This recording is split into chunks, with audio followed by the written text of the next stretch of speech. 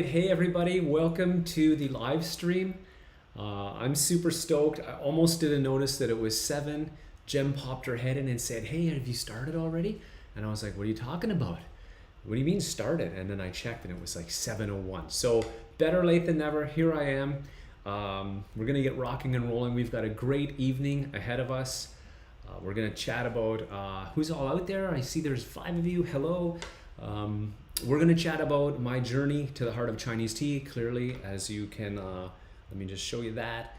As you saw from the title screen when you were waiting for me to come on, we are going to, we're going to have 3, count them, 3 tea trivias. So I hear some tea trivia hype for that.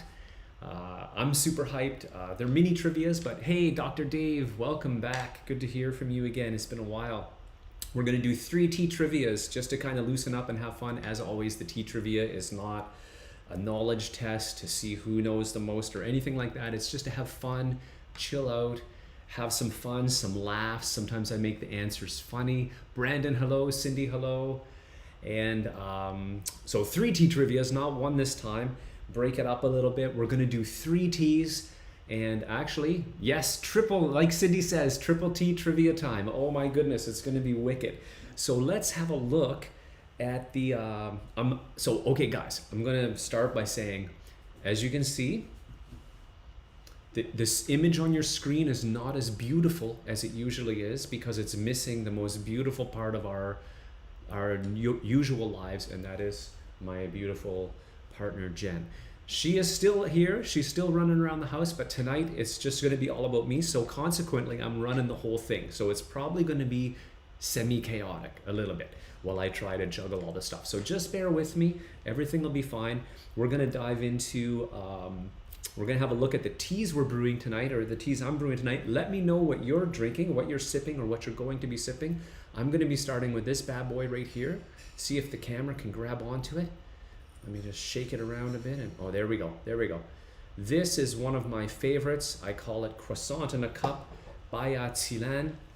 I'm going to start with that tea. Then I'm going to move into an autumn to do it. You can do it. Or it can't, I don't know. It did it well. It always works when I rehearse. Okay, I'm going to show you on the big screen. For that one, I'll show you a different view. And here is the Chomei I'll be brewing up at the very end. For the last thing. Oh well, that didn't focus either. Hey Fernanda, yeah, you notice, oh, she's drinking some Silver Needle. I don't know if you noticed, if the probably not, because it doesn't seem to be wanting to focus. Let me switch the view here. This is a great way for me to mellow out while the camera just plays hard to get. So come on, jam it in there. Can't get the focus. Anyway, there's a few needles in this Chomei which sometimes throws people off. It's not by Mudan, it's still Chomei. Let me go over here and show you the, let me just get that ready. let me go over here and show you what I'll be brewing tonight from a different point of view. So yeah, this is just on our website. We've got the Bayat Silam, which I just showed you. All of our pictures on the website will show the dry leaf, the liquor color, and the brewed leaf. Really important to see all three of those things. There's the autumn Taeguanyin there. Same thing, you've got the dry leaf in close and in focus. The liquor and the brewed leaf. And here, I think even this picture of Chomei, you can kind of see some of those fuzzy little buds, right? Am I right? Kind of sneaking in there. Of course, the liquor color and the brewed leaf there. So that is what is going to be in my cup tonight. Let's see what else you guys are drinking. It looks like, let me get over here, just a lot going on. Ooh, yeah. And triple TJ, seems laggy for you. Ooh, I hope that gets better. I've got a wire now, so hopefully we won't have any connection issues, okay? I am not fond of connection issues during my lives. I'm sure you aren't either. But do please keep me posted how everything seems, the voice, the audio. I've got a lot of buttons to press tonight, and I'm hoping I'll remember to press them all. Fernandez got silver needle. No tea for Joseph tonight. He had a smoked lapsang this morning. Nice, very nice. What did I have this morning? Ooh, I had an interesting black tea. Zhen brewed up this interesting Pu'er black tea. Very Pu'er-y for a black tea. Really interesting. It didn't have that fuzzy sweetness. It was just a sample we drank. I quite liked it, but it was very different for a black tea. Simmerjeet's one of his favorites. Hey Phil. Hey JS, how you doing? Something came up. I can't stick around. Have fun. Okay, thanks for popping in, man. Nice to say hello. Hope you have a great night. I'm going to drink the autumn Taeguanyin as well. Nice. And some Chomei. Oh man, in lockstep. Way to go, Cindy. Can't quite keep up with 3 teas, but I'll do my best with 2. Yeah, that's awesome. And no lag for her. Audio seems to be fine, but the video is skipping. Oh yeah, I see a little yellow warning with the video. Let me see if I can kind of figure out what's going on there. Everything seems good. I'm wired up, so I'm not sure what's going on, but I do see that I have some warnings with the video. I don't know, it might be just the time of night. It might just be the time of night. We usually do these on Sundays at 1 for the Sunday tea book, so it could just be that it's a busier time of night. So hopefully the video will stick with us. Brandon's brewing up some rice pu'er. That sounds awesome.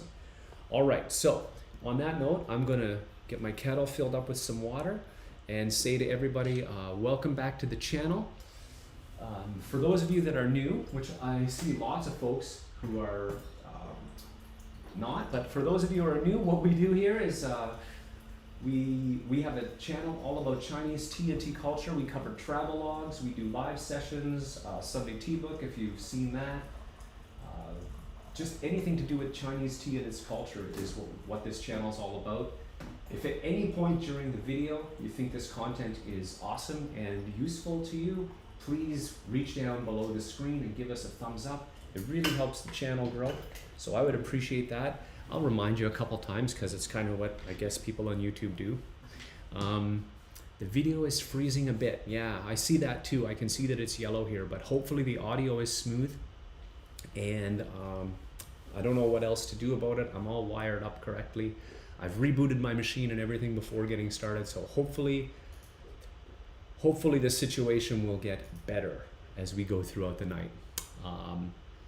Right on. So let me get down to the presentation, and don't worry, all the things that I promised are coming soon. Tea trivia and my 3 teas. I'm gonna get brewing actually, maybe before we dive right in. I gotta get some tea going here. Let me go to the brew can. I'll probably get quicker at these transitions, guys. I've got all 3 teas on my tea table here, so I'm gonna move them out so I got a bit of space. And I'll move the brew gear kind of into the foreground so you can get a good look at it. So starting, like I said, we're starting off with one of my favorites, Bayat Silan. I've got about 5 grams of it in my Gaiwan, so I went a little bit light on purpose because I do have 3 teas to go through. So no need for a boss amount of leaf. I'll just adjust my brewing technique ever so slightly to try and accommodate for that little bit less leaf. But this tea has such a great aroma. I'm gonna check it out right now on the rinsed leaf. Oh, just buttery, creamy, literally croissant in a cup. Really, a really delightful aroma. Oh, and a great sip. I'm really looking forward to it. Awesome. All right. The content is always awesome. Thumbs up. Nice. Thank you, Brandon. Thank you, Brandon. Audio is okay, but the video is lagging. All right. Well, I can see that we do have a bit of a red video connection. I really hope it gets better. I am wired. There's nothing I can do about it. I'm just going to hope that it gets better. And I promised you that I wouldn't make you wait long for tea trivia, and I was pretty serious about that. It is now tea trivia time, and I gotta press a ton of buttons to make this happen, but I'm gonna do my best right now. All right, here we go. Oh, that's a little foreshadowing there. We're gonna go over here. All right, guys, bear with me here. All right, tea trivia number 1. Getting started in 30 seconds, guys. We're gonna have our regular intro too, don't worry. I have not forgot about that. At about 12 seconds. So tea trivia, like I said, is all about just having fun. Take a guess. These are gonna be short and sweet because we do have 3 of them. And it is time to get rolling with tea trivia time. The crowd goes wild. All right, so just put in the number of the answer in the chat. You don't have to put the number and the thing, but you can if you want. And here we go. The first question. Which tea is affectionately known by me as, I might have given this one away, croissant in a cup? Is it 1, Taeguanyin Classic? Is it 2, Baihao Yin Zhen Top Grade? 3, Baya Tsilan? Or 4, Da Ye Tsing? Oh my goodness. See, I made these questions a while ago and I forgot to keep some of the answers secret. What tea is affectionately known by me as croissant in a cup? Hint, this is the liquor color. Oh, I kind of gave this one away. It's okay. I think it's good to have a freebie. Don't worry, folks. These are going to get a lot harder. You'll have a few more seconds here to put your answers in. And then the magic trivia computer will tabulate your answers and show you all how you did. I see a ton of guesses for number 3, which is quite surprising that you would all know that. I'm not sure how you knew that so quickly. But great work, guys. Great work.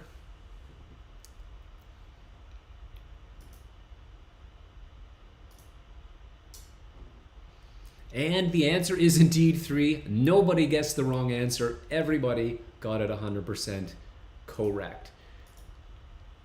So the next infusion in 5 seconds, which is the next question, coming at you in 5 seconds.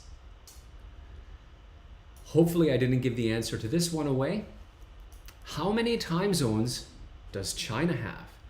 Not all tea related. I kind of went a little crazy with this one.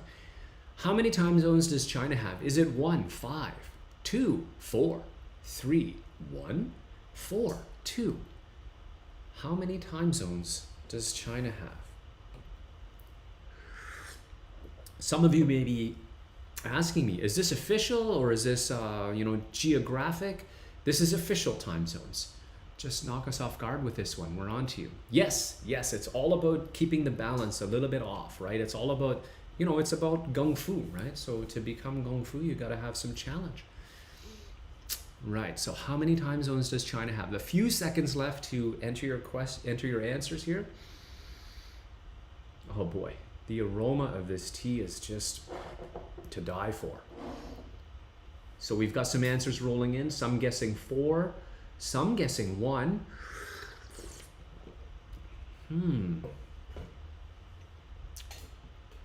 Cindy guesses 5. It is a big country, so. And here come the answers. And 3 of you got it correct, guessing 1 time zone. That's right. China officially has 1 time zone for that giant whole country. I couldn't believe it myself when I heard it. That's why I put it here as a question. Officially, China has one time zone. So if you live way over in the West, it's a little bit off. I'm not sure how they actually deal with it. Doesn't matter, because we're on to the next question. How many books has Jianli written? So for those of you that don't know, Jianli Wu is the author of China Tea, the book that we're covering on Sunday Tea Book. She's also Zhen's mom, our tea consultant. She is an absolute guru of tea. We'll be talking about her a lot this evening. And she's written some number of tea books. Is it 1, 6, 2, 1, 3, 4, or 4, 12?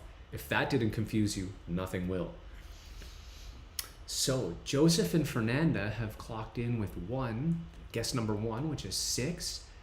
I think, I'm not sure where we broke off the last question, so many of you may have already answered. A couple more seconds left to answer, and even a few more seconds after the sort of screen switch here.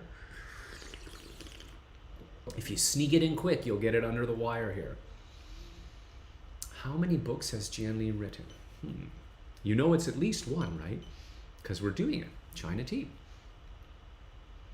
Ooh. A lot of answers trickling in here at the last moment. Simmerjeet and D's Versified. Hey, welcome D's Versified. Sneaking in with 1. I didn't really take a chance and say hello to everybody, so I'll just say hello to you all now. And wow, holy crow, tons of you got it right. The answer is indeed 6. Her last one came out just, I think it was 2020, it might be 2019. I hope I'm up to date. I don't think she popped any books out while I wasn't looking. Great answers, great guesses, everybody. And that wraps it up. So way to go, Simmerjeet, coming in first place with, looks like the screen's really small for me, but it looks like a few of you tied with 3 correct answers. Again, doesn't really matter, but way to go, everybody, for participating, for getting out there and participating in tea trivia. That was tea trivia number 1. We're off to a great start. We've got tea brewing, we've got tea trivia rolling, and we're gonna dive into my little talk about the crazy journey I've been on for the last, wow, has it already been 7 years? 7 years. So I always say 5 or 6 because I'm never sure. And I think if I do the math, this year we're coming up on 7 years of Gen Tea. So that was tea trivia time, guys.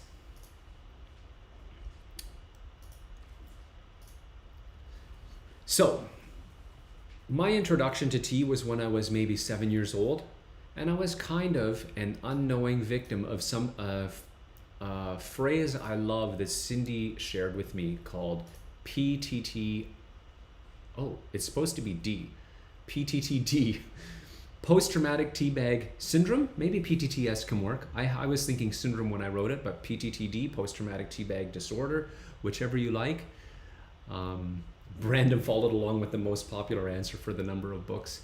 Way to go, everybody. I just love tea trivia. Anyway, when I was about 7, I got introduced to tea. It was a really nice thing. My grandma would give me a cup. She puts tons of milk and sugar in it to make it edible, and it was this sort of style tea. Here's an old commercial that I remember. I don't know if any of you will remember this. Let me know if you can hear the audio. It's really crackly.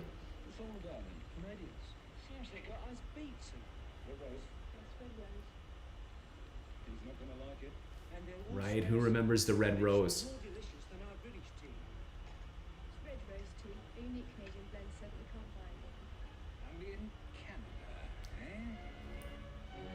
Pity. Spoiler. Right, so that was my introduction to tea as a young lad. Okay, so I was, and then I kind of drifted away from tea. I kind of got into drinking coffee. If you guys could let me know if you heard the audio, that would be awesome, because that was kind of a new thing that I did there. Anyway, I got kind of into coffee, drinking coffee in the office, tons of cups and cups of free coffee. I don't know if you've ever had office coffee. It's not gourmet, it's not delicious. It was probably pretty unhealthy of me. Yeah, it was totally a Canadian thing, Cindy. Brandon was more of a Tetley guy, but I guess we all have sort of that same start with, it's prolific. Tea is everywhere, right? So we have, our introduction through tea bags. then as I said, I got into coffee. Audio is very low. Cool. Okay, I'll try and fix that. Okay. Right. So got into coffee, and then I met Zhen. And initially, we didn't just meet and start a tea business. She had finished school and was like, what should I do? And I had noticed when we went to tea shops, she was more discerning than most, and she seemed to know about tea. And so I said, why don't you start a tea business? And I didn't know that her mother had also said the same thing when she had asked her mom a while earlier, that, maybe a month or so before, what should she do? Start a tea business. So boom, in 2014, we decided to start a tea business. And the main reason, I have to give her the credit, the main reason she did that was just very dissatisfied with the situation, especially of Chinese tea, and she couldn't find any of the teas that she liked.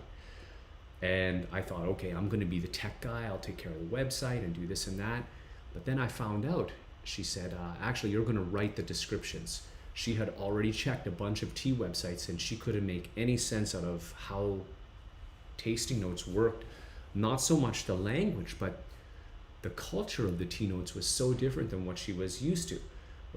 I think what she told me was, I can explain to somebody who's had an apple the difference between a Red Delicious and a Macintosh, but the way the tea descriptions were written, it was almost like they were trying, and that's why I've got the flavor wheels up here. It's almost like they're trying to describe the flavor of the tea itself. And for her, that was a very foreign concept. So boom, I was put in charge of writing descriptions for teas on the website. So if you go over to our website and check out the tea descriptions and you like them, it's all my fault. And if you don't like them, it's also all my fault.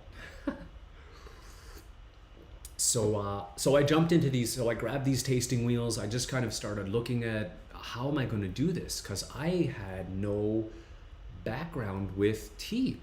And I remember tasting a ton of different teas. And I think we'd had 4 different Fen Huang Dan Song, which now I wish I could go back and taste them all again. But I remember noticing some difference, but really struggling with it. Tasting several different Te Guan Yin. Finally, we hit the black tea to do some notes for black tea. And I was like, oh, that's the tea. That's tea. That's what I remember as tea. But there were only 3 or 4 of those, and I had to differentiate them. What is different about this black tea than that black tea? And that was my starting point. Okay, I was totally freaking out. I was totally freaking out. I didn't know if I would be able to do it, but we actually got down to it, and I'm really glad that I was in charge of doing those descriptions, because it really helped me focus even more on how to describe what's happening with the tea. And I still have a long way to go. To get better at that. So looking back on those times, I remember we did some tea festivals, right? Up in the, this one up here, let me just get my mouse here. Up here is our very first tea festival right here in Ottawa. You can see it was in the winter. It was in December of 2014. This is our first Toronto Tea Festival down below it. And over here was our tea festival in New York. Both of those were in 2015. So even though I had been taken sort of a fast track crash course from Zhen, I was so nervous meeting with people and answering questions about tea. And of course, at these events, you meet bloggers and people who know about tea, and I was really doing my best. But whenever I would chat with a customer and then they would leave, I would just ask Zhen, okay, this is what I said, was it right? And get some more tips and get some more. I was like just sponging up the information. So, but that had us off to the races. We had a website, we had done a couple festivals, and ever since then, I've been lucky enough to be living with and learning from Zhen, who is a tea pro / foodie, and that helps a lot. I think they kind of go hand in hand, being a foodie and a tea lover. It's a taster. It's just about enjoying and discerning what makes things good or pleasant. And she was able to guide me. And We've made a video about that as well, actually. I'll put it in the link down below. But her descriptions of flavors, and this is probably why she got me to do the descriptions on the website, the way she would describe teas back then really confused me. Always, she was talking about things like mouthfeel, texture, throat feel, and I was like, what do you mean throat feel? This is a liquid. It's not like 7-Up or carbonated water. It's I saw that, Brandon, fake it till you make it kind of deal, right? So, but what do you mean by throat feel? It's not fizzy. It's like, it's not gritty or slimy. It's tea. Or she might say something like, oh, this tea is not quite oxidized enough, or the roasting was incomplete, or maybe the kilgreen wasn't quite done perfectly, or maybe it's very round, and the liquor is dense or has a nice return sweet. These things would just I was like, what? Totally baffled. And sometimes she would even describe teas like, oh, this one has a really masculine character, or it's like a dignified old man. And I really thought sometimes, is she just making this stuff up? So if you've ever felt that way when someone's describing a tea, I totally get it. She's not, though. It turns out it's all legit. Just stick with it. And one thing she did pretty early on was a strategy, because we would be sometimes tasting tea with other people. And there seems to be sometimes a lot of pressure to get the words right and to explain things with just the right descriptive notes. And she gave me a strategy to kind of get through that confusion, or to fight through that confusion. And it's really simple. And even to this day, I'm really glad I took this strategy seriously, because it really helped me. And it's such a little thing to do, but it's absolutely vital for kind of breaking through and getting, like, sort of understanding what can differentiate a good tea from a great tea, what differentiate a great tea from a good tea, or a good tea from a less good tea. And I remember that first sip I had when I thought to myself, oh geez, this tea is quite watery and thin. And I was like, ooh, that's something I wouldn't have noticed, when I first got started. I remember that first time we had a tea and I was like, this is really thin. And the strategy is this, I'm going to share it with you. If you want to advance your tasting skills, you want to forget about the tasting notes. Those wheels I showed, they can be handy sometimes, but in general, forget about them. And forget about what you're supposed to get from the tea.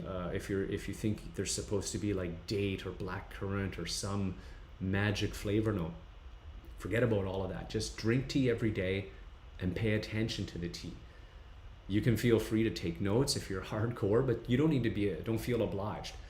Once you drink enough tea, some things will just come out naturally. So tea tasting needs not only active listening, which is tasting in our case, but it also takes practice, just like any other serious hobby or profession. So like Brandon says, fake it till you make it, but you got to do that little extra, that little pay attention. You can't just chug it. You got to do a little. Actually, we have a great video for, it sounds crazy, but even how to taste. I'd been chugging coffee my whole life, chugging, gallons of water. I was a runner at one point, so you just chug those things. But tasting tea, there's a way to do it. So if I haven't already put the link in the description down below, I'll pop it in there. Awesome. Okay, so that was sort of my start, right? This crazy, dropped into the middle of Chinese tea and go. Write descriptions, taste tea, answer questions with customers. So after a couple years of intensive training at the tea table and at festivals all over North America, so I showed you we were in New York, we've done some festivals in Philly, Toronto, of course, for my part, one of the best tea festivals in North America. Where else? I feel like I missed one, but I wanted to say, if you guys are watching this now or later, if you're watching after the live, if you're in a town and you want us to, and there's a tea festival there, leave it in the comments down below, throw it up in the chat if you're here right now. We'd love to know where you'd like to see us. We love to travel. So if there's a tea festival in your town, let us know. I'm not making any promises, but we'll look into it. So tea festivals, all kinds of trial by fire. I finally kind of got upgraded or promoted or ready to go on a tea trip. So we were so excited to do this tea trip together that we actually landed in Beijing, and we literally headed out almost right away. We landed, we had a night's or two sleep, and boom, we were on the road.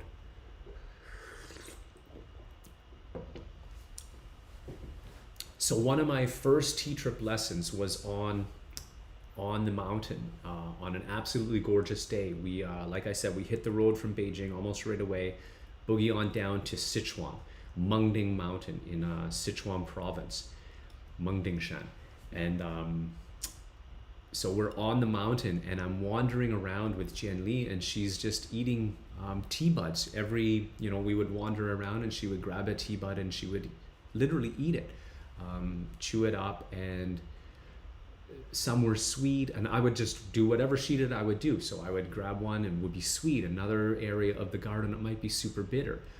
And she would point out some differences in the micro terroir, right? Or the micro environment. Maybe this tea bush had full sun, or there was a stream nearby, or it had midday shade. And she would even predict a little bit. She's like, oh, this bush will probably be pretty sweet or pretty whatever, astringent. And I remember, and she told me, try that one, it should be like this. And she nailed it. It had a powerful, refreshing tea aroma, a good amount of bitterness and astringency. And I was like, kind of thinking, is she magic? Then we followed her into the processing room, and this was amazing. In the processing room, she was just totally absorbed in the steps that the producers were taking. She was paying attention to every step. She would pick up handfuls of leaves, give them a squeeze, feel the texture and the moisture content, smell them, hold a batch up to her nose and smell them, and ask questions and chat with Mr. Huang, who was the producer at this mountain. And as they were finished, she would grab me some leaves, or maybe they weren't even finished. They were in the middle of the process. Then she'd send me a handful and say, go brew these up. I would brew them up, which is grandpa style, with the green and yellow teas that we were looking at there on Mengding Shan. So I'd throw them into a tumbler and put in the water, and then she would have me sip them and say, what do you taste, right? And I was like, no pressure. But it came back to that tip that Zhen gave me, which is just taste the tea and describe it. And usually we were tasting side by side, so I at least had something to contrast, which is, again, we talk about comparative tasting or side by side tasting a lot. This is a fantastic way to really accelerate your tasting skills. So, and amazingly, and again, similar to how Zhen tastes tea, it's not the tasting note she was looking for. It was more, and not even to sort of, it was more to understand and map how different steps of the process would interact with my taste buds and get familiar with the changes the tea was going with. I would throw out some tasting notes to try and allow us to communicate about what we were tasting, but mostly it's about calibrating yourself to various steps and processes. It was so interesting. So you can see here in the slide, just want to chat about that quickly. You've got the fresh leaf here on the left.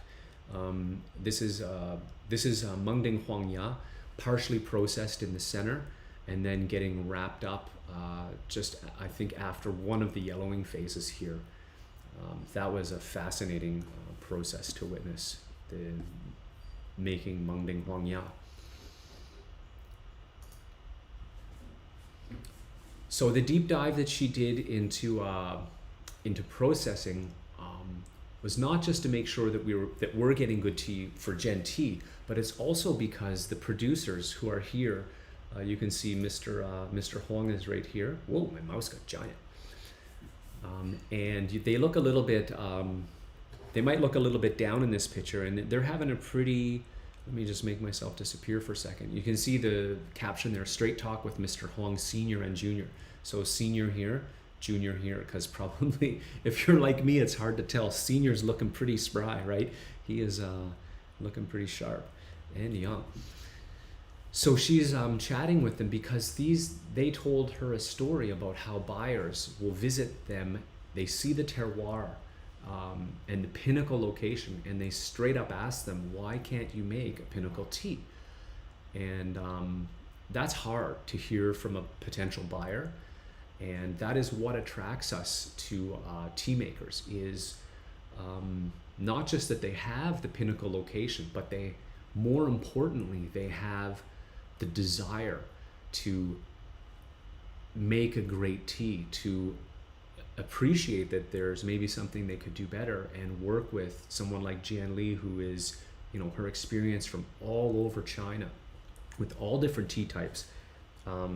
She can really help accelerate producers pinpointing the smallest thing they may need to do to just get that extra high level tea, that pinnacle tea that these buyers are looking for.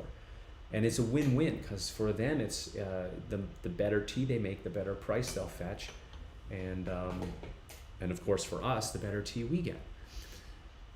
But they share that same dedication that Jianli has to tea, and you've heard me talk about it before when I've talked about other producers too, how she works with other producers. But yeah, it does make us all kind of slightly insane, because these guys, based on their location, they're going to sell all of their tea all of the time. And they don't need to make it better. They just want to have that high quality product. Tea lovers, a little bit crazy, just like you and I. All right, so here I'm going to crank the audio, hopefully get a little bit better volume out of it for you guys, because this one is actually a video of sort of what you would have seen if you were with me in Mengding Shan. Well, I think it's Mr. Huang panning the tea here.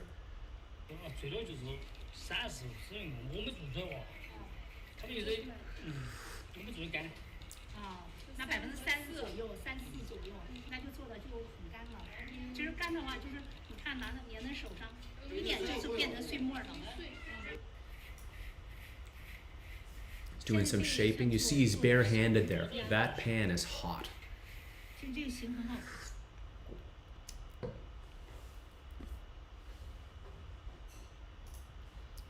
So this shows some of the intense detail that goes into making Mengding Ganlu, the green tea from Mengding. And notice how she's chatting with him the whole time. Jianli is chatting with the producer the whole time. So what she's doing there is she's learning his language, because all the producers kind of have their own way of describing the way they process tea. So she's basically calibrating her language so that she can understand in her own mind what exactly he's doing, so that she can help them up their game. All right, guys, if you're enjoying this and you think the content is valuable, please give us a thumbs up right down below. And if you don't think the content's valuable, you still want to stick around, because right now it's time for tea trivia number 2. This is the spot where I switch my tea as well. So let me just, and I'm going to see if there's any comments or questions. And also you could let me know if the audio is a little better on that video this time around, because I do have a couple more clips for you coming up. So let me just finish up this Bayat Silan. We'll head into tea trivia. I'm going to switch teas to Autumn Te Guan Yin, and we're going to have a little chat, see what's going on. Brandon, tasting video is very helpful. I too just chug everything. Yeah. Okay, Brandon is referring to the how to taste tea video, and it's real easy in our, I don't know if it's our culture or just our personal habits or what leads to, but I feel like in the West, or maybe it's just because we're dudes, sometimes dudes just like to chug. It's sort of a masculine thing to do, but it's definitely not a helpful way to sip a tasting great tea, not to mention you're gonna blast through it super fast. Cindy says the audio is better. Thank you, Cindy. Oh, and also she says, I'm hoping to go to the Seattle Important Festivals this year. Fingers crossed. I hope festivals come back this year. Sacramento, the nearest town to me, is trying to get a festival off the ground, but it's a time I'm always out of town. I'll tell you what, the Seattle Festival, we've had our eye on. It's a long way for us, but we would love to get there. So again, if anybody has Anybody has if there's a festival in your town and you'd like to see us there, let us know in the chat, let us know in the comments down below. I am going to swap out this leaf. Huh? Oh, I have a little thing here. Oh, it's not fully done. Here, I'll pass it here for you. I just need the Guan. I'm gonna, it's not much, so you won't get much out of it. So Zhen is gonna economize and use up that leaf. I'm gonna give my Guan a little rinse. Go over here so you guys can see how all the fun brewing. And I wanted to mention, if you guys have any questions in the middle of the presentation, just shoot them up in the chat. I'll do my best to answer them either right away or maybe when I get to a break. Sometimes I've got a lot going on. I'm just gonna finish up the Bayat Silan, or maybe put it over there for later. Can you bring me a new sharing pot and I'll just give that to you so I can just switch even quicker? Thank you. So that's going to be quicker. I'm going to switch sharing pots and then Zhen can have that silan so I don't have to pour it into the tea table. And while she gets that ready, I will rinse out my cup with that clear water. Oh, I can smell something in the kitchen she's roasting. And I will get us moseyed over to just have a couple things to set up here for tea trivia number 2. This one here. Yeah. Thank you. Thank you. Oh, she's so encouraging. So let me just let me get this autumn Taekwon Yin. I'll show you the leaf again. See if we get some cooperation from the tea cam here. Oh yeah, come on. Oh, there we go. There we go. So you can see this is a nice, properly roasted, properly oxidized oolong. It's an Autumn Taekwon Yin Premium. I don't know if I mentioned that. So you might wonder, like, what is it that makes it premium? It's a combination of the material, the processing, and what you'll get from the premium tea. I remember back when we first tasted these.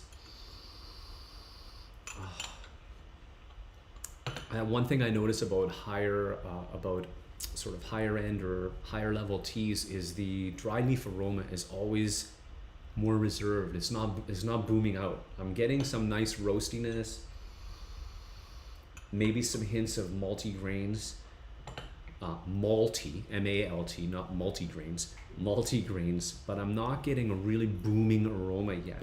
That's going to come on the liquor and in the flavor, in the mouthfeel. And that's what you're going to get from the premium. I remember tasting the premium and the regular side by side, and those were the differences. The premium was steadier for more infusions, better mouthfeel, richer texture. Again, those notes that we were talking about that initially confused me when I was getting into tea. It really exhibited character in those domains. Again, it has all that the orchidy creaminess of Taekwon Yin that you would expect. All right, you guys are probably dying for tea trivia here, but I'm going to make you wait a bit longer. I got to get the tea rolling. And I also got to get this going too. All right. We still have 30 seconds before we can kick it off. So let's get it rolling in 30 seconds, folks. And I want to hear you yell out a little bit of hype when it's tea trivia time. All right, here we go. In T-minus 15 seconds, it's going to be tea trivia. Oh yeah, I'm gonna do that every single time. Why not? You guys ready? Here we go. Tea trivia number 2. Dun, dun, dun, dun. Taekwon Yin became popular around 1. The mid-70s, 2. 1300 AD, 3. The late 90s, 4. The early 1900s. Oh, no funny ones. These are all pretty serious. When did Taekwon Yin become popular? around the mid-70s, 1300 AD, the late 90s, or early 1900s. Just type in the number and it'll pop up, and the magic trivia computer will calculate your answers. Hopefully the audio and video are sufficiently good. Cindy comes in with a guess of 3, the late 90s. Ooh, didn't see too many guesses there. I wonder if the connection is okay. Oh, a few, yeah, you can still get your answers in. You can still get them in if you sneak them in. They're all rolling in now. I see 1 from D's Versified. Annie guessed 2. Brandon guessed 1. Fernanda guessed 1. Dun, dun, dun, dun, dun. Simmergy comes in with a late guess at number 1, mid-70s. And the answer is the late 90s. Way to go, Cindy. Way to go, Cindy. I kind of fooled a bunch of you with the mid-70s. You wouldn't think it was so recent, but if you check out our article in Cha Ren, we go into sort of depth about that whole phenomena of Taiguanyin. Next question. Tea trees like this kind of soil. Is it 1? Ooh, that's really tiny. 1, moisture retaining black earth. I'm going to look over at the big screen here. 2, loose, rocky, and well drained. 3, sandy with some clay. Or 4, tea trees don't care about soil that much. What kind of soil do tea trees like? Oh, orchid. Really, really, I don't want to say booming, but really pronounced Chinese orchid.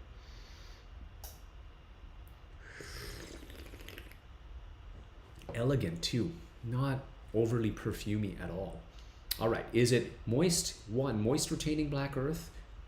2, loose, rocky, and well drained. Sandy with some clay, or they don't care. You still have time to get your answers in. I see that,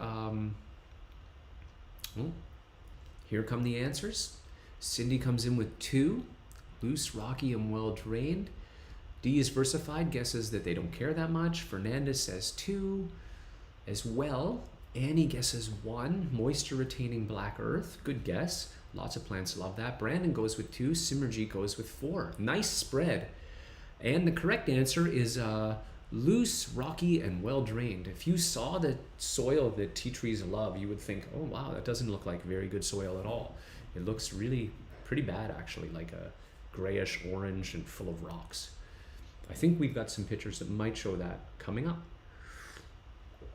All right, last question for tea trivia number 2. Jen's favorite tea is 1, Wudong Dancong, 2, Lao Tong Sui Xian, 3, aged Shen Pu'er, or 4, Taiguanyin Classic.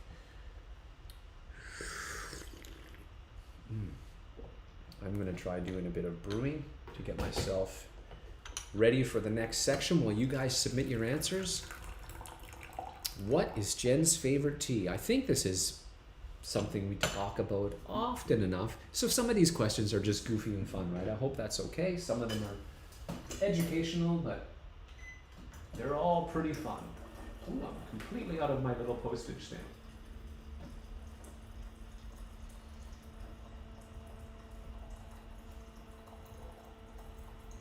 Few more seconds to get your answers in, guys. Cindy says the Taiguanyin is so good. Yeah, that autumn Taiguanyin is crazy good. I'm glad we gave you an excuse to break it out. Answers rolling in. We've got aged Shen Pu'er, Taiguanyin Classic, guessed by Simmerjeet and Annie. Shen Pu'er, guessed by Fernanda and Brandon. D's Versified, guessing Lao Tom Shui Xian. Cindy also guessing Lao Tom Shui Xian. And the correct answer is, indeed, Taiguanyin Classic. Lao Tom Shui Xian would be my favorite tea, so good guesses on that one. And they're all fantastic teas in that regard. All right, guys, so we're going to see the wrap-up here of tea trivia number 3. And Cindy comes in on top with Fernanda and Brandon right behind. I'm not sure why some of you are missing from there, so sorry about that, but it's all just about the fun, having a good time, break things up a little bit, and we will head back into our presentation in a moment. I'm just going to finish up a little bit more brewing. Maybe we can go here. You can see the liquor color. It's a little bit dark on that camera. It's not quite so red. I think the camera is rendering that a little bit overly red. Let me bring it over here and show you on this camera. You can see that it's more of a little bit more gold. Still looks pretty red. Could be the evening light we have here. I'm just gonna get the first tea trip. Cindy for the win. Again, guys, if you have any questions at all while I'm going through the material, just shoot them up. Shoot them up into the chat. If you have questions and you're watching at a later time, you can put them in the comments down below. We'll do our best to answer those. And yeah, we're on to Autumn Taeguanyin Premium.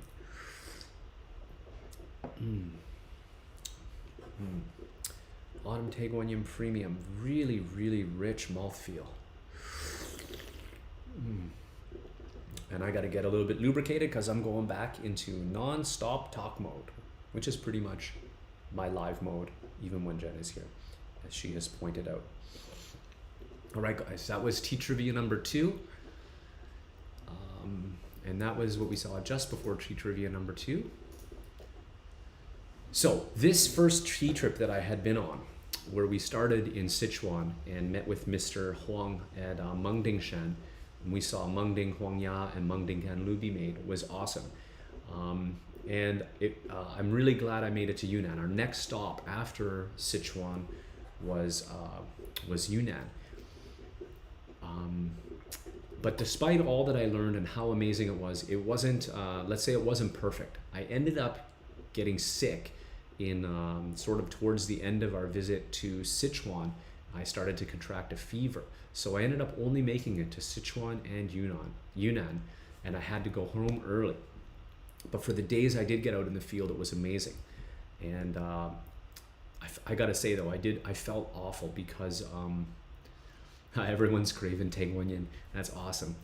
I felt pretty bad because I got sick. I had to recuperate a little bit in hotel, which was expensive and slowed us down.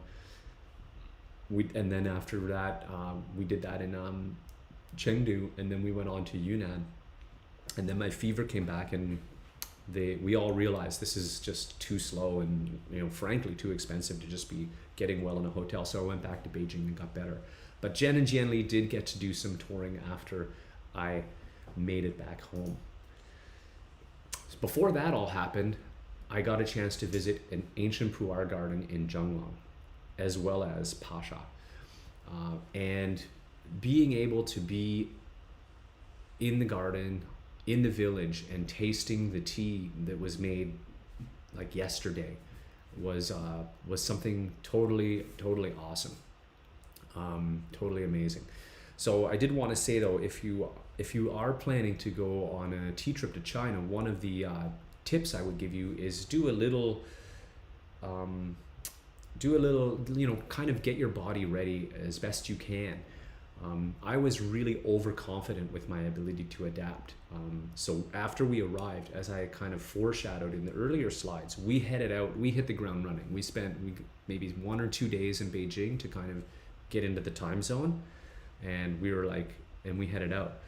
But there's a bunch of other factors that you should consider besides just sort of your sleeping in the time zone, right? You've got climate, which was a huge difference for me, coming from cold, dry Canada to hot, or at least warm, humid China. It was spring, March, April. So it was 20 degrees out in Yunnan, for example, sunny and 20 degrees. I would be wearing shorts and a thin jacket, but in 20 degrees in Yunnan, I probably should have gone for a hoodie and some long pants. The climate is really different, and how the cold and humid and even the pressure and stuff affects you. It all kind of adds up. The other thing is the food is really different. It's delicious, don't get me wrong, really, really delicious. And even at home, I eat Asian food every single day. But even for Zhen and Jianli, because we're in sort of remote regions and there are pretty significant regional differences for in all the different parts of China for food, even for them, the food is really quite different than their normal diet. I still have to emphasize how amazing it is. Everything's so fresh. Usually it's harvested that day or the day before.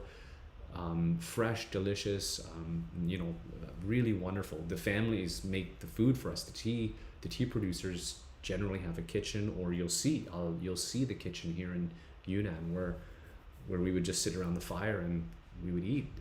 So there was no familiar food. There was no traction with food. The other thing is the time zone. You may be sleeping in the time zone, but all your insides are still backwards.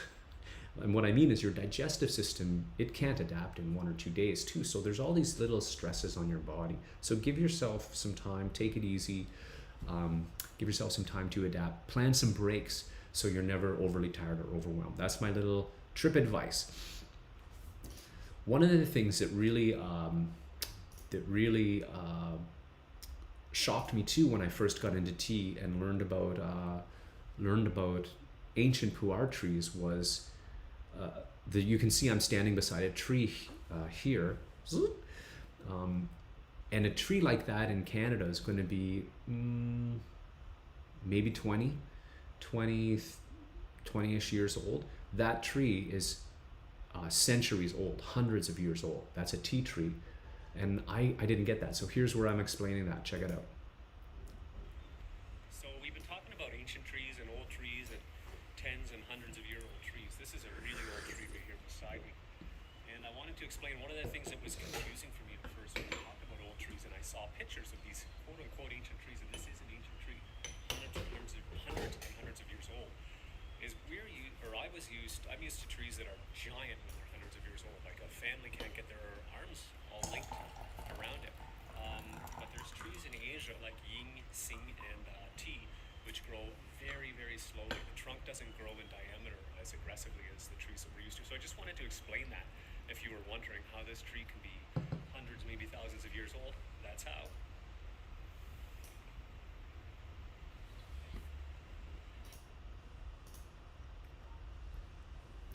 So sorry about the audio a little bit low. It's just the clip is a bit lower. Hopefully you could hear it okay.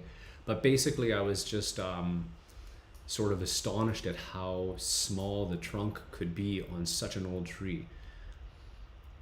Another quick video clip here about, so this is our climb up to the ancient garden. There was a storm the night before, so the jungle was really lively. It was still quite windy. The odd branch would fall down around us, all kinds of stuff. And the path was a little bit blocked with some debris. But despite being sick, I actually made it up the mountain, which actually isn't that, it's a pretty big climb, but you'll see that Yan Sing's his sister made it up the mountain 8 months pregnant on a motorbike. So I guess I wasn't such a hero. But check this out.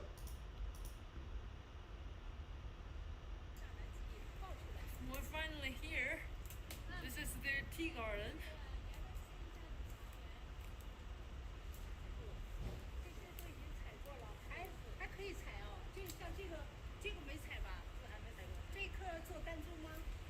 Just to give you a little bit of the flavor of what it was like there with the tea tree. So that's a tea tree there we're looking at with some buds on it. Yeah, it has, look at the bark. It's all about And you can see the bark. Jen's pointing out how thick the trunk is. So just a little clip of that. These videos, there's vlog of our trip to Yunnan on the website too. So you can always go and check those out. I'll put them in the description down below as well. So, yeah, just a really gorgeous, as you saw the terroir there was plenty of tea trees, but there was plenty, to call it a garden is a little bit of a stretch. It was actually quite a wild environment. All kinds of other trees around, other plants growing on the ground and around the trees. So a very natural environment, which is something not saying you might necessarily taste the flower that's growing next to the tree, but you can taste that the tree is in a natural environment. It's under several different types of stress, a little bit less light from some covering trees, just other things are sharing with it and adding to the soil. It just makes for better tea. So as a Westerner, when I travel anywhere in China, I feel pretty profound cultural difference. And And tasting tea, I've mentioned some of them. The tasting notes when we're sitting at the tea table with whether it's with Jianli or with Mr. Huang in Sichuan or with Yan Wenxing, who you'll meet here in a moment. It's really rare that we talk about that we point out flavor similarities, like to a blueberry or to maybe to I taste some leather or taste some date. There may be one or two sort of strong if they're really strong, but then it moves straight over to mouthfeel, power, the structure of the tea, the lingering effects, the after sweet. And another thing that's really not discussed is like caffeine and the caffeine content.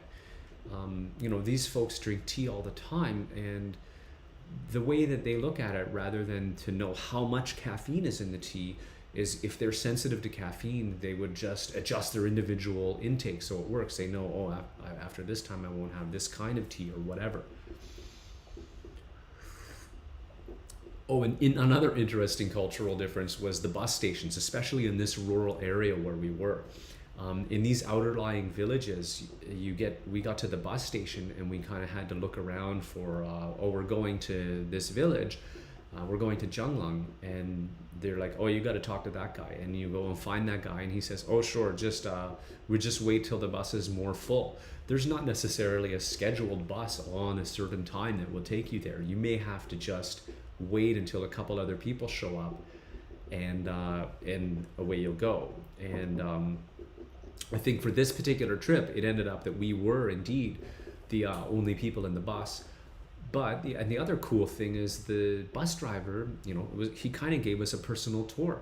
He took us to, he said, hey, do you want to see a temple in one of the villages we're going through? So he took us a little bit off the beaten path and showed us an old temple. And then it was lunchtime, so he was like, I know a great spot for roast chicken. You want to try it out? So we did. We stopped at a local place for some amazing roast chicken. I see some comments about the difference of that garden. So, and Cindy mentioned that it's quite different than the gardens that you visited in Rwanda, which were trimmed to convenient plucking height. And this is and then Fernanda says, the gardens there are picked, are all in rows and lower. And those are really pretty gardens. It's just very different feel. I don't know if you noticed the Mengding pictures, the gardens were they were kind of in between. They were in rows, still with some other trees and stuff in them. And in, what you saw in Yunnan was sort of the other extreme, a nearly wild garden and an ancient garden, right? Those trees have been there for hundreds of years. It is really fascinating. So here's the family that we stayed with. This is Yan Wenxing, the producer, and his dad.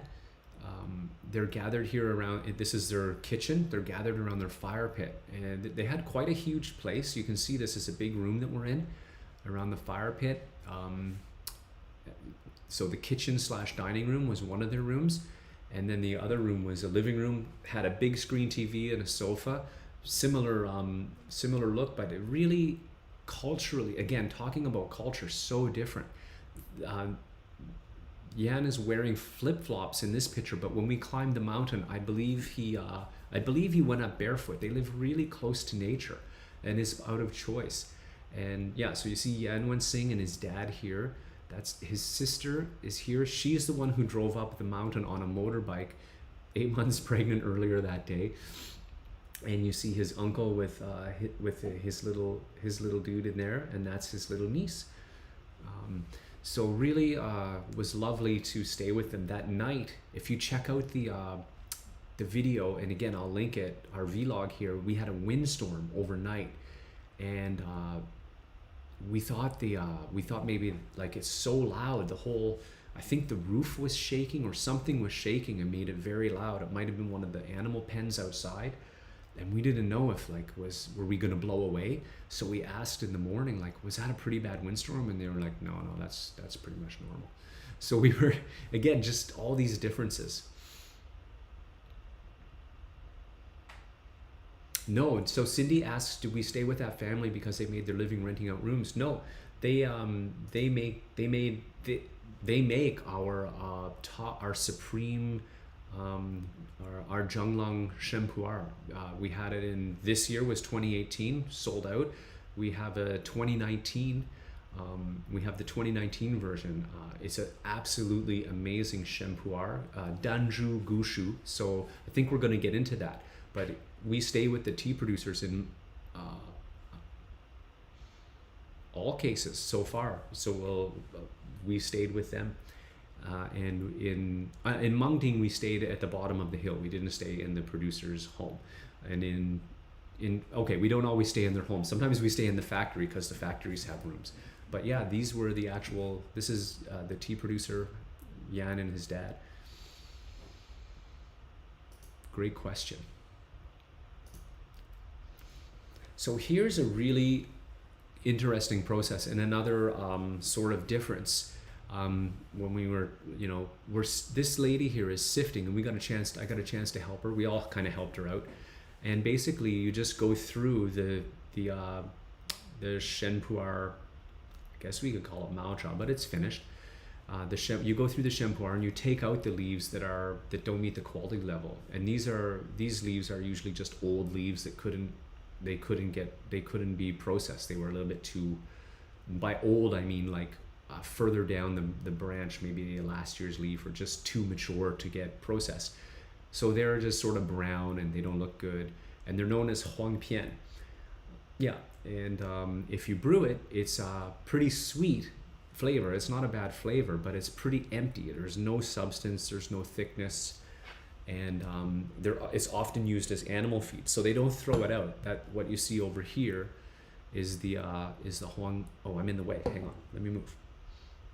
What you see right here is the Huang Pian. So they won't throw that out. They'll feed that to animals or something.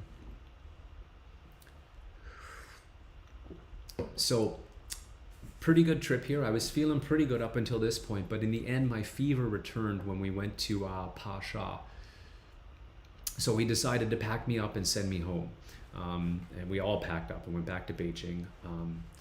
As I said earlier, it was just too many delays while I was fighting this fever. And so I spent a week in Beijing recovering, and then I jumped on a jet plane and came back home. And then Zhen and Jianli did a wonderful trip to Tibet, which I'll also put links down below. So there's more vlog about that if you haven't seen that yet. However, it is now time for me. Oh, I'm so sad. I don't want to change the tea yet. It seems like things are going too fast. I gotta chat more.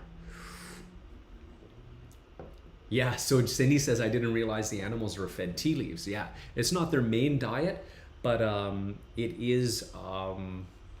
They throw it in. Like they have pigs and stuff. So of course, I don't know. Maybe people don't know, but I think you can feed pigs just about anything.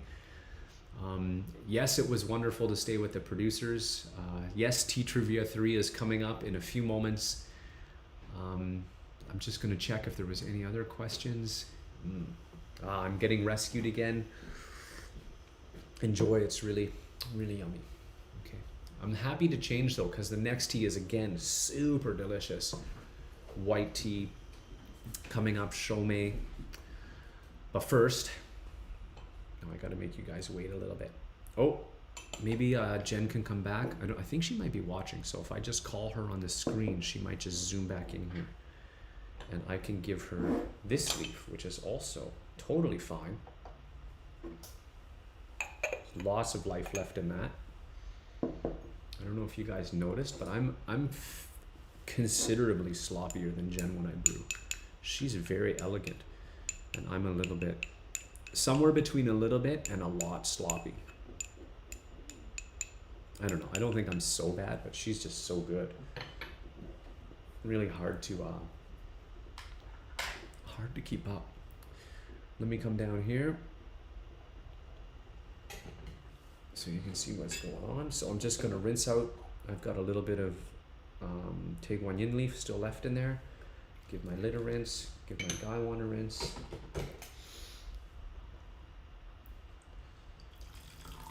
Give my little sharing pot a rinse with straight up hot water.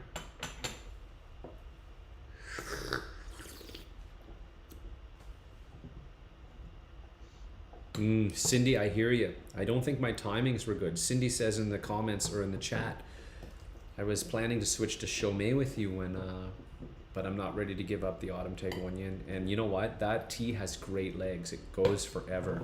But I really wanted to brew it for this presentation. So, and I've got a little backup partner who can make sure it doesn't go to waste. So if you want to stick with the Autumn Taekwonyin, I totally get it. I would too. I kind of wanted to as well. So do so. I'm going to switch just because I said it was going to be a 3 tea night. I don't know. I like to make things hard on myself. So this is a lot. I don't know if you guys can tell, but I'm really struggling to not just get this tea leaf off my finger, but just to kind of do the scene changes, try and keep it interesting and, you know, not go insane all at once. So in goes the leaf. I'm going to put the lid on and give it a... So the Gaiwan's all warmed up and rinsed. It's a great time here to give let the humid air of this warmed Gaiwan provoke the aroma of the leaf, the dry leaf.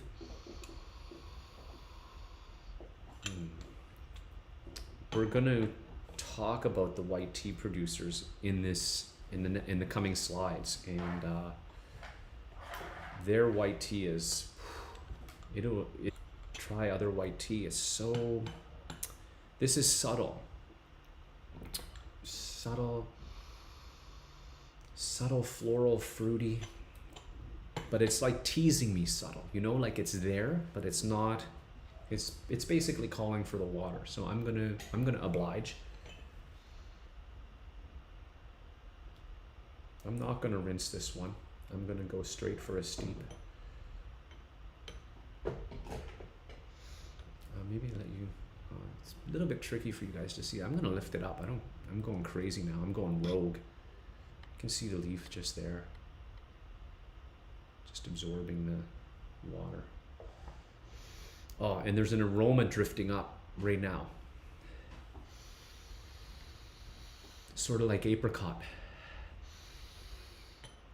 I'm not saying this is, you know, technically how you should brew it. I don't think it's necessarily wrong, but oh, that aroma. Oh boy. All right. Let's get in there for sip number 1.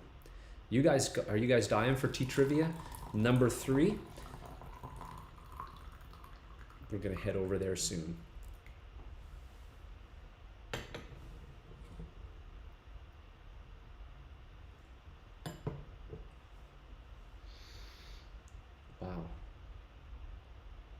Wow. I don't know if you'll see this. I'm gonna try and show this to you. This is gonna be so tricky without spilling it. No, it's not gonna work. It's gonna be too crazy. On the surface of my liquor and in my liquor, I can see the fuzz.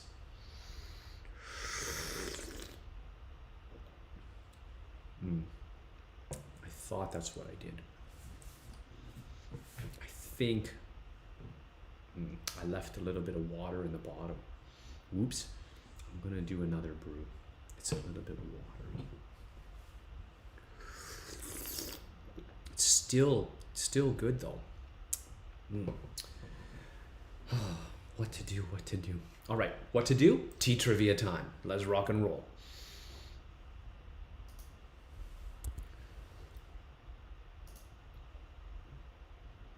We'll have this rolling. Here we go.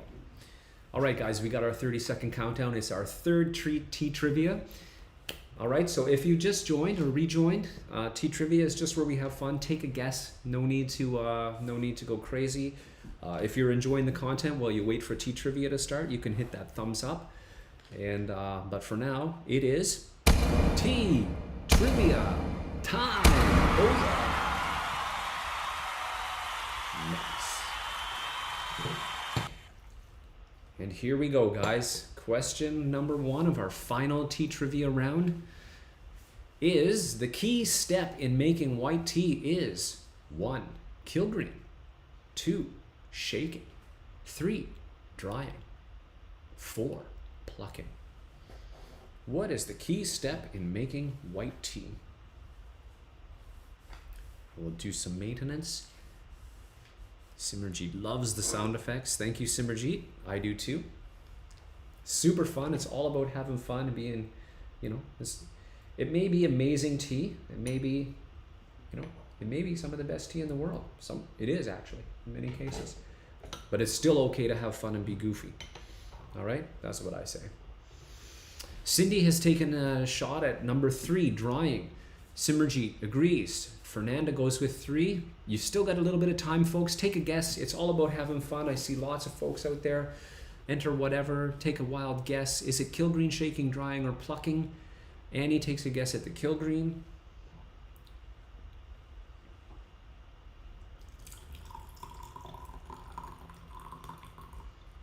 And Brandon comes in with a little bit of a late, but I think it'll be under the wire. Guess at number 3. And indeed, guys, all of you who guessed, who submitted number 3, drying is the key step of the white tea process. Simplest, the quote-unquote simplest of the tea process. Doesn't mean it is by any stretch of the imagination easy to do. And we're heading into question 2 of tea trivia round number 3. This is a popular white tea cultivar. 1. Da Hao Cha. Is it 2. Te Guan Yin? 3. Shui Xian? Or 4. Cai Cha? All right, consider that while I refill my kettle.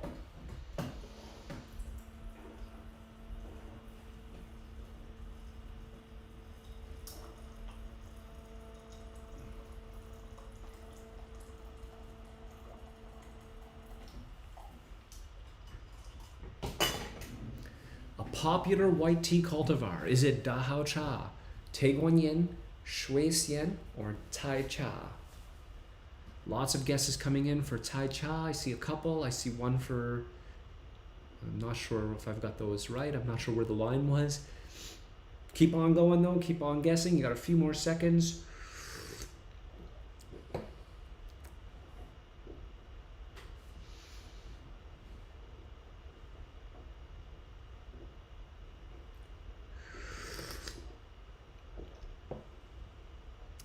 All right, I see Simmerjeet has guessed Da Hao Cha. Cindy has guessed Tai Cha. And the correct answer, way to go Simmerjeet, is Da Hao Cha. That is a very popular white tea cultivar. Tai Cha is a little tricky. That just means local cultivar. All right, and final question of the final round of tea trivia. Our understanding, Zhen Tea's understanding, of top grade white tea means 1. Oh, 1 doesn't make sense till you read 2. The quality is impeccable. 3. The processing is impeccable. 4. It is made with the first buds of spring. Or 1. All of these things. Zhen Tea's understanding of top grade white tea means 2. Means the quality is impeccable. Answer 3, the processing is impeccable. Answer 4, it is made with the first buds of spring. Or 1, all of these things. Annie and Simmerjeet and Brandon all clock in with 1. D's Versified comes in with 1. All of the above. Few more seconds. It seems to be a popular answer. Seems to be a popular answer. Is anybody going to go out on a limb and guess one of the other answers? We don't know. We'll see.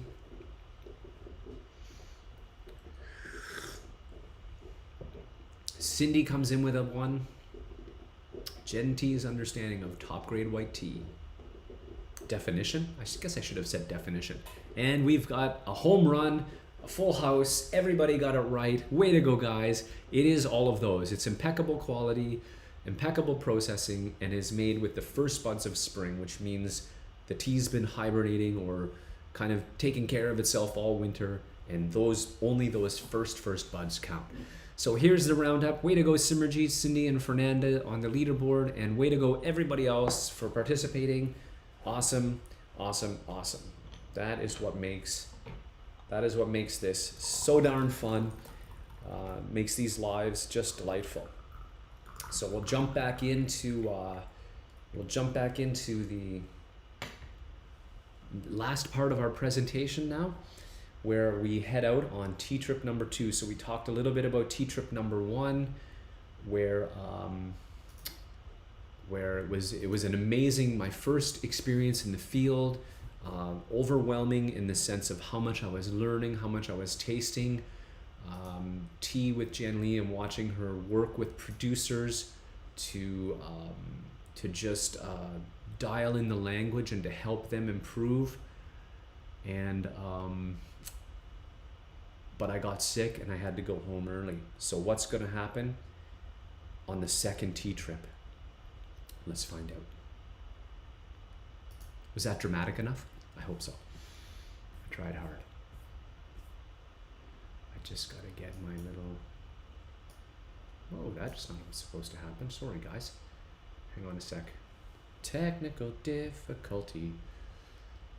So something happened with my... Oh, here we go. Let me just, I just got to sort this out. I was hoping, I've been kind of juggling screens all night and trying to look like I'm not doing that, but every now and then, you know.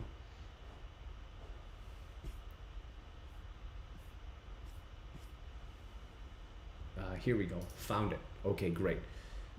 Back we go. All right. Here we are. And I can make myself disappear for a little bit.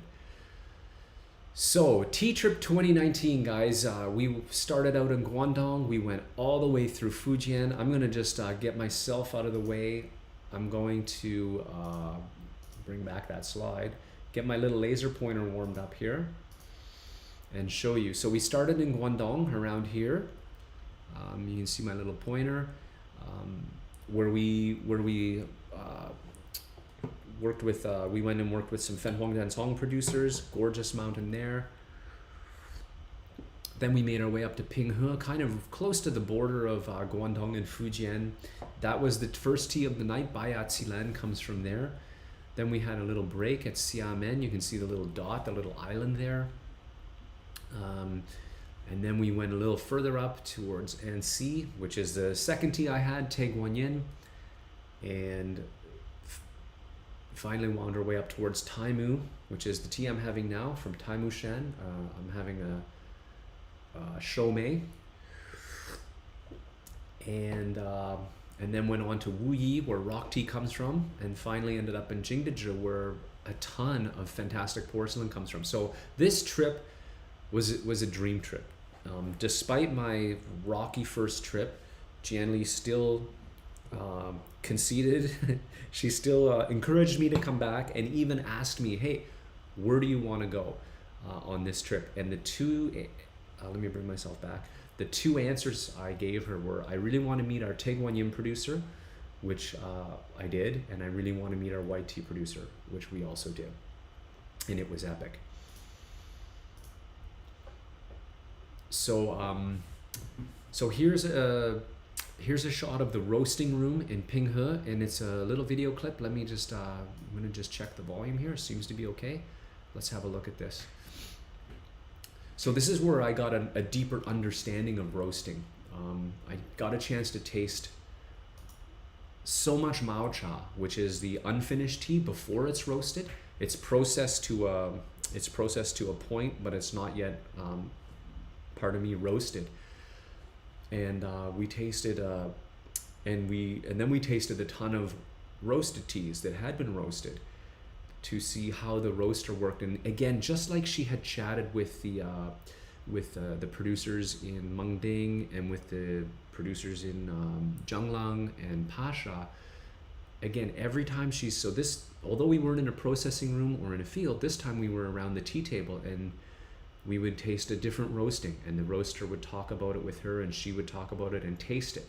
So again, calibrating their languages, calibrating their understanding of what different kinds of roasting, so basically what she's doing is helping him to understand what we're looking for with the roasting of the Bayat Silan. It was absolutely fascinating. And let me just play the clip and I'll reveal what happened, but I'll give you a hint. It was in my cup at the beginning of the night. Fantastic.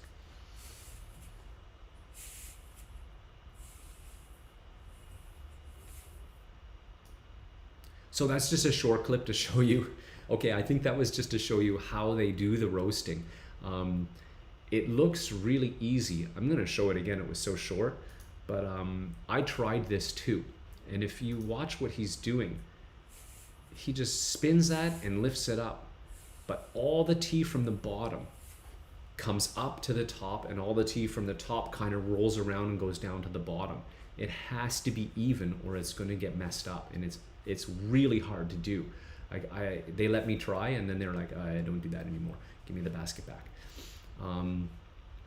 So back to when Jianli was working with the roaster around the tea table, he took all the information, all the stuff that they had discussed away, and came back with the tea the next day.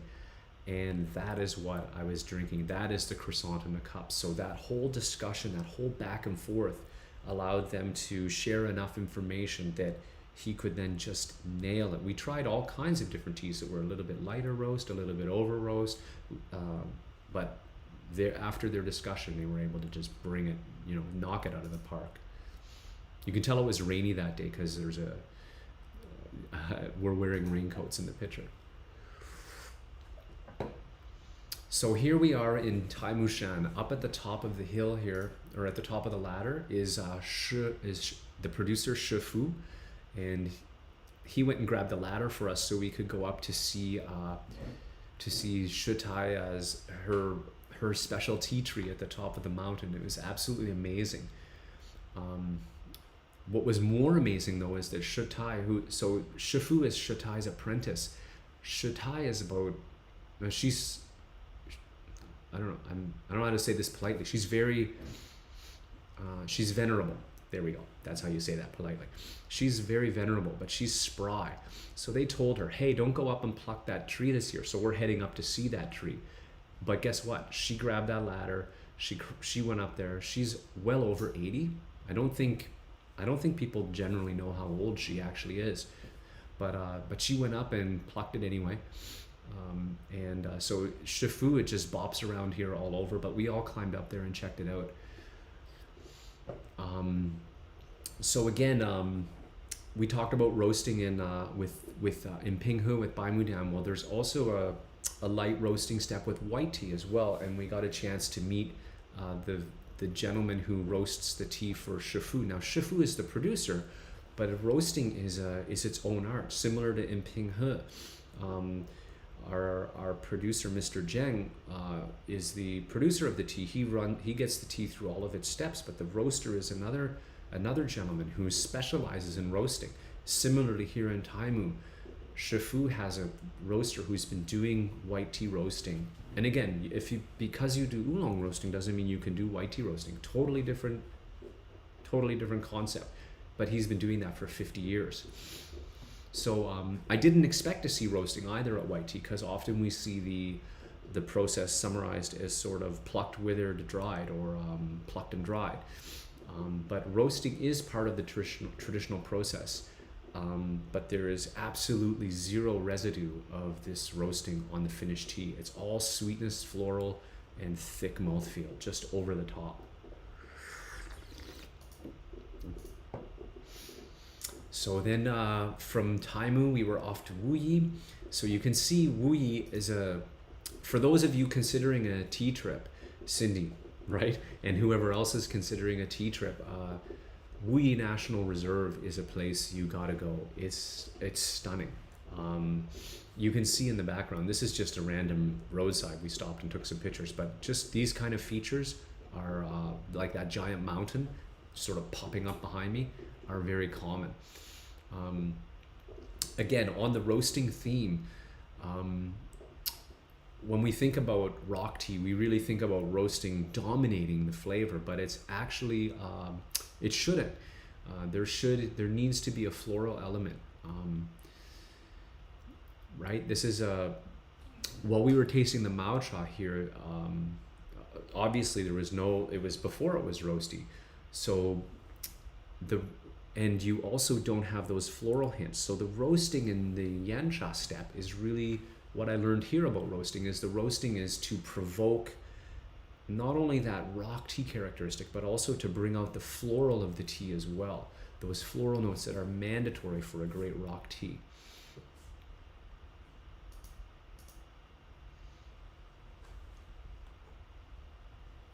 So here you can see, wow, this is lots going on this slide. So the power of side-by-side tasting, right? It really comes home when it really got driven home in the field when we would be tasting tea. At all of the stops, we would be tasting tea late into the night, side by side, this batch and that batch. In Taimu, in Ansi, we would drink our way through all kinds of teas. I remember in Taimu Shan, we would be trying 3 different top grade Baihao Yin Zhen of different, from different gardens. We had one that was full wild, one that was from the garden near us, but they were all top grade, and it was just amazing to taste. When it's side by side, the nuances have really come out. And most of the time, Jianli likes to just put it in front of me and say, taste it, I guess which is which is the, I'm kind of told these are the 3 teas. Which one do you think is from the wild garden? Which one do you think is from the partially maintained garden or whatever? And that was pretty fun. No pressure, right? And then she would reveal the differences, or she would just leave it blind and I would just guess what the difference. But I noticed as the trip went on, I was getting better at kind of pointing out these things that are, noticing the mouthfeel differences, noticing the textural differences, and which one's the higher grade, even just figuring that out. So the trips, and this trip especially, the second trip, really increased my ability to taste tea, and it even bleeds over into tasting food. You start to notice good versus great food, and start to notice, oh, this dish is a little bit overly salty, or this dish is there's nothing balancing out the greasiness of this dish. It could use a little bit of vinegar or some tart or something to cut that. So it actually starts to bleed out from tea tasting into sort of all sort of, I don't want to sound like it'll make you into a picky person. That's more how you manifest your discerning powers. But it does give you the ability to start and discern and maybe just slow down and notice those differences. So so it was really amazing to connect with that. You can see we did some epic tastings in Ansi. This is the tea table at our Taiguan Yin producers spot. So we were doing a 3 teas side by side here, and there was these are the various Mao Cha here that we would just sift through them, grab a bunch, throw it in the Guan, and here they are. Here's the finished brewed leaf. So you can even see the differences in the leaf color, how well the tea ball, the brewed tea ball, is holding its shape here. This one looks like it got poked at a little bit, to be honest, which is not uncommon. Here we've got the 3 top grade Baihao Yin Zhen teas that we tasted in Taimu. Just awesome. Really got to connect with it really got me connected with Chinese culture, being able to do these trips. And here's a fun one. Here's a couple notes about culture and culture difference. So when I first ventured over to China on the first trip, I thought, the world's always getting smaller and people are pretty much the same. And that's to a large degree still true. People want to be around their family and friends and have a good and safe, fun life. But I also found out that there's a much bigger cultural difference than I anticipated, and maybe that's just me. But one of them is is restaurant culture. Again, coming back to sort of tasting and food and discernment, restaurant culture there was amazing. In the big cities, there are these huge city block size. A whole restaurant will be a city block size, and it'll be several stories, and it's one restaurant.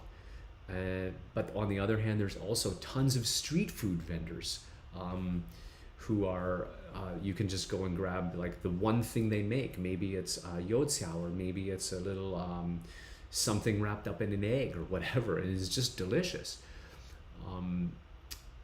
But they always have a specialty, right? Even the big restaurants, usually you'll go and it'll be like, oh, they're good at this one thing. And that's what people go there for. So in this picture here on the right, I think it's on the right. Anyway, this picture here, Sunhai, our Taekwondim producer, he took us to this restaurant that we never would have found. I remember posting this exact picture on social media, like find the restaurant, and then here it is. It's this little door right here.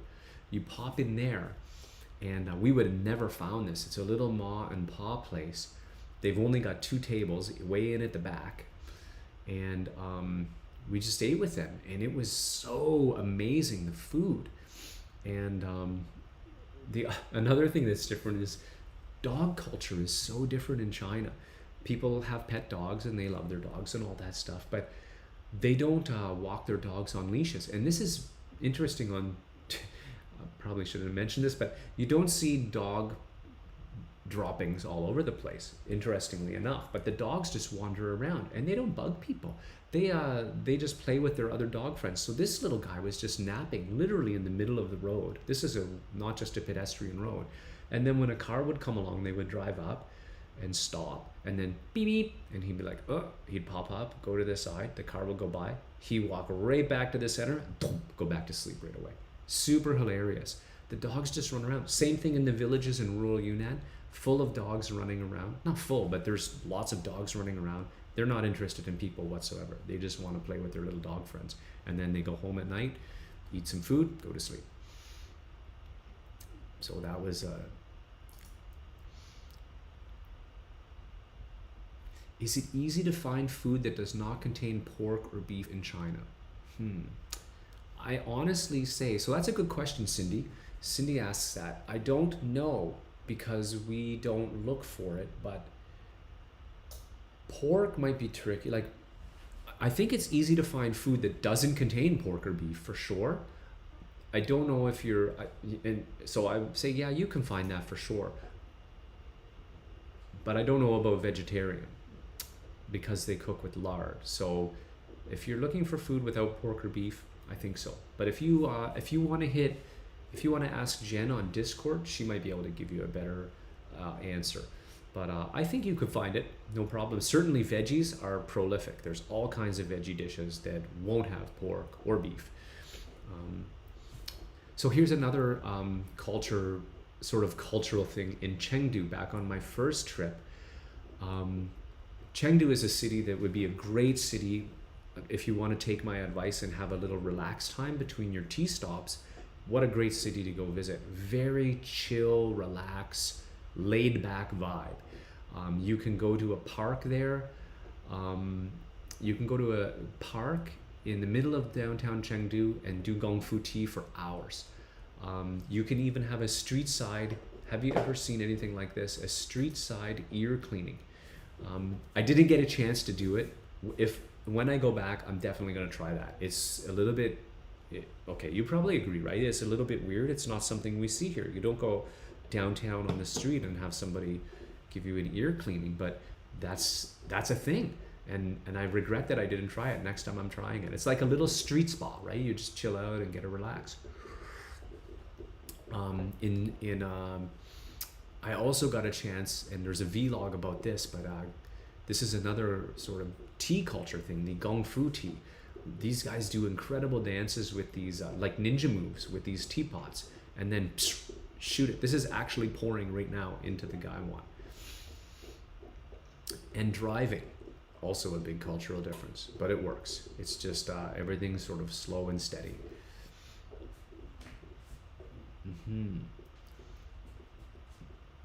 Yeah, I'm not sure about for the food, how vegetarian you could be. I'm not sure, honestly. Again, because we don't have that experience. We just eat everything.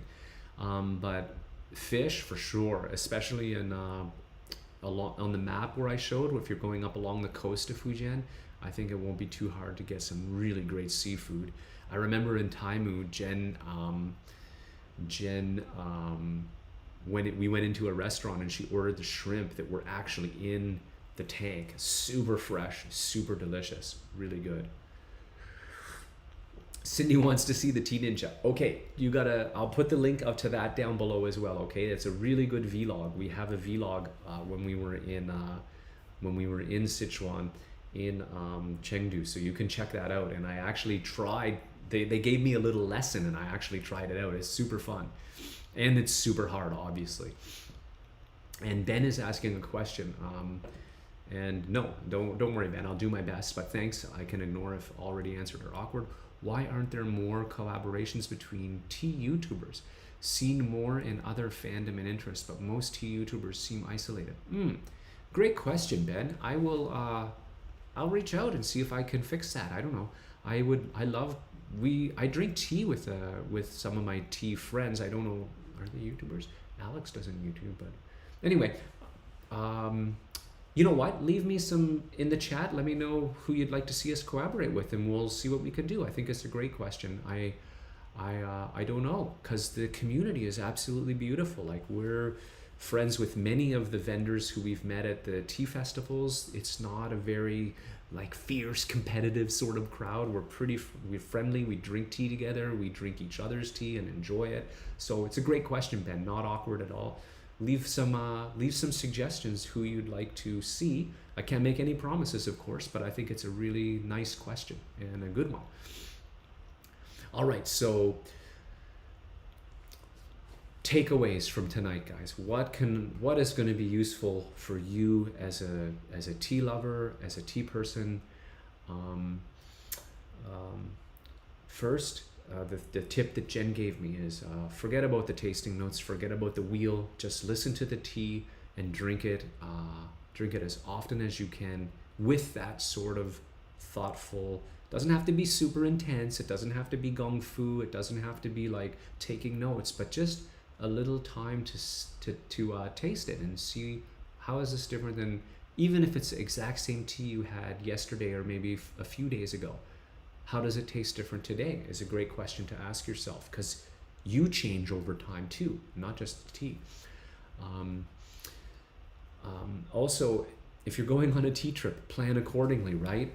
Try and get yourself ready. Like that second tea trip I went on was a huge success. I spent 2.5, 3 months walking for an hour a day up and down the biggest hills I could find in town, in my neighborhood, just to get my legs and my body ready. And it was February, so it was cold. And I knew I wasn't going to be in a cold climate, so I extra bundled up. I purposely made myself hot, and which you have to be a little careful not to get too sweaty in the freezing cold. But yeah, prepare for your trip. Accelerate your tasting. We say it all the time. There's two components, right? Side-by-side tasting and learn how to taste. All those links will be down. We have videos on both of those down below. Not yet, but I'll put them down below. So check out those. I think Ben was saying more educational videos and collabs. So we got some great educational videos on the channel here, Ben. So side-by-side tastings are a fantastic way to really accelerate your learning. And culture difference. I think in Sunday Tea Book we really do a good job of covering this too. Is there's a huge culture difference, and it's between all cultures, but certainly between Western culture and Chinese culture. So keep a really flexible mind. And in Sunday Tea Book we spend a lot of time diving into sort of the why some things are perceived differently. It's just the more you dig into it, the more it becomes fascinating, interesting, and in its way, beautiful. All right, so I am going to, before we wrap up fully, I want to come back because I saw lots of chat and questions, and I love that. The Tea Ninja, yes, I have a video. So fish and veggie, yes. So maybe on the Discord, I'll take a minute and kind of plug our Discord. So there's an invite down below, an invite link in the description down below. If you want to jump on our Discord channel, we have a really beautiful community of people who make our Discord. You know, it's not us who make it awesome. It is actually you guys who are part of that Discord community. That is a wonderful place to kind of just chat with your fellow tea lovers. You get and with us. But honestly, you guys are more chatty than we are. We try really hard. But questions about, and Fernanda, your questions about diet and what you can find in China, how easy would it be to accommodate your dietary restrictions or your dietary preferences? That's a great place for those kind of questions and all kinds of other questions. And I see that you guys want to go tea travel together. That would be awesome. Ben, please, tea collabs, education videos, one day a conference between YouTubers. Wow, great ideas. Right, exactly. I agree, Ben. In this competition, everyone wins. Crimson Lotus does a thing. Yunnan sourcing, of course. Mayleaf, more is more, and rising tides lift all ships. Totally agree with that time-proven principle, Ben. I think you're bang on there. Fernanda, yes, Ben has a great ideas and multifaceted indeed. And Cindy, thanks so much for tonight. And this time of, yes, I thought this would be a fun virtual trip for people in this time of limited travel. I'm glad you enjoyed it. Ben, I'm glad you enjoyed it. Thank you guys for joining me. I want to just slide over to my final slide here. And little plug for how to stay in touch with us. I already mentioned the Discord channel. Of course, the #1 way to stay in touch with us and support us is to check out the website, gentea.ca. Where you can actually get all of these amazing teas. We have great educational resources on our blog, links to Sunday Tea Book, links to Charen magazine featured here on the side. Charen is a magazine that Jen and I produce that dives deep into, deeper than we can go on a YouTube channel, deeper than we can go into a blog post. So if you want to get really into the brass tacks, it's a great resource. Of course, Facebook, Twitter, Instagram too, but they didn't give me a logo, so I didn't put them on here. But those are the ways to stay in touch with us. Of course, YouTube. Everybody, thank you for joining me. I had a great night. I can't believe 3 teas, 3 tea trivias, and a really great time with all of you guys. So I would like you all to have a wonderful evening. Thanks for joining me. If you have any questions after this, just shoot them in the, if the chat is closed up, you can always shoot them in the comments. We'll come back to them. Jump on our Discord. You can shoot them up there. I had a great night, guys. Thanks for making this so easy and smooth. Thanks for all the questions. Thanks for the feedback about the audio. Love you guys. Appreciate it. Have a great night. We will see you at Sunday Tea Book next time, okay? And until next time, keep steeping. Oop, I missed.